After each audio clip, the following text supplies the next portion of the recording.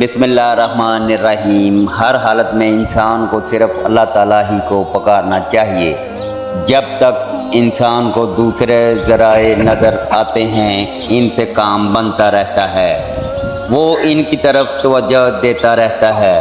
लेकिन जब कोई नज़र ना आए तो खुदा ताला को पुकारता है। जब सब तरफ से मायूस हो जाए, कोई ज़ाहरी वसीला काम ना कर सके, तो फिर खुदा ताला की तरफ तवज्जो होती है। फिर अल्लाह ताला को पुकारता है, अल्लाह ताला की तारीफ़ करता है, इसके सामने अज़्कर और ज़हर करता है। इंसान का महबूब व मबूद और मतलूब अल्लाह ताला ही होना चाहिए। अल्लाह ताला के फरमुदा और रसूलुल्लाह सल्लल्लाहु अलैहि वसल्लम के अरशाद के अंदर अंदर रहना चाहिए। इसी का नाम सिरात मुस्तकीम है। और ये अमर ला इलाहा इल्लल्लाह मुहम्मदुर रसूलुल्लाह से भी बाखूबी समझ में आ सकता है। इसके पहले हिस्से से मालूम होता है कि इंसान का महबूब व माबूद और मतलूब अल्लाह ताला ही होना चाहिए। और दूसरे हिस्से से रिसालत मुहम्मदिया सल्लल्लाहु अलैहि वसल्लम की हकीकत का इजहार है। अल्लाह पर तवक्कल करो। रसूलुल्लाह सल्लल्लाहु अलैहि वसल्लम ने फरमाया, अगर तुम्हारा तवक्कल अल्लाह पर सही हो जाए तो वो तुमको इस तरह रिज़्क़ देगा जिस तरह परिंदों को रिज़्क़ देता है कि सुबह के वक्त भूखे निकलते हैं और शाम को पेट भर कर घोंसलों में आ जाते हैं। उम्मत मुसलमान को एक तंबीह। हज़रत सल्लल्लाहु अलैहि वसल्लम ने फरमाया कि अन करीब ऐसा ज़माना आएगा कि नाम के सिवा इस्लाम का कुछ बाकी ना रहेगा, अल्फाज के सिवा कुरान का कुछ बाकी नहीं रहेगा। इस ज़माने के लोगों की मस्जिदें बज़ाहिर तो आबाद नज़र आएंगी, लेकिन हदायत से खाली होंगी। उलमा आसमान के नीचे बसने वाली मखलूक में से बदतरीन मखलूक होंगे। इनमें से फितने उठेंगे और इनमें ही लौट जाएंगे। बेहतरीन नेकी ये है कि तेरे ज़रिए कोई हदायत पा जाए। हज़रत सल्लल्लाहु अलैहि वसल्लम ने हज़रत अली रज़ी अल्लाह ताला अन्हु को मुखातब करके फरमाया कि बाखुदा तेरे ज़रिए एक आदमी का हदायत पा जाना तेरे लिए आला दर्जा के सुर्ख ऊँटों के मिल जाने से ज़्यादा बेहतर है।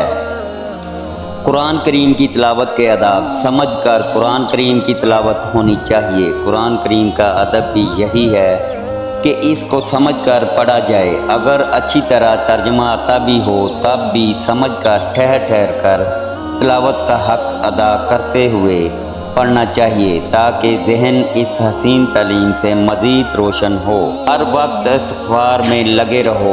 हज़रत सल्लल्लाहु अलैहि वसल्लम ने फरमाया कि जो शख्स हमा वक्त इस्तिग़फ़ार करता रहता है, अल्लाह ताला हर तंगी के वक्त इसके निकलने के लिए राह पैदा कर देता है और हर गम से निजात देता है और इसे इस राह से रिज़्क़ अता फरमाता है जिसका वो गुमान भी ना कर सके। मुसीबत से निजात हासिल करने की दुआ ला इलाहा इल्ला अंता सुब्हानका इन्नी कुन्तु मिनज़ ज़ालिमीन। तर्जमा कोई माबूद नहीं तेरे सिवा, तू पाक है, यकीनन मैं ही जालिमों में से था।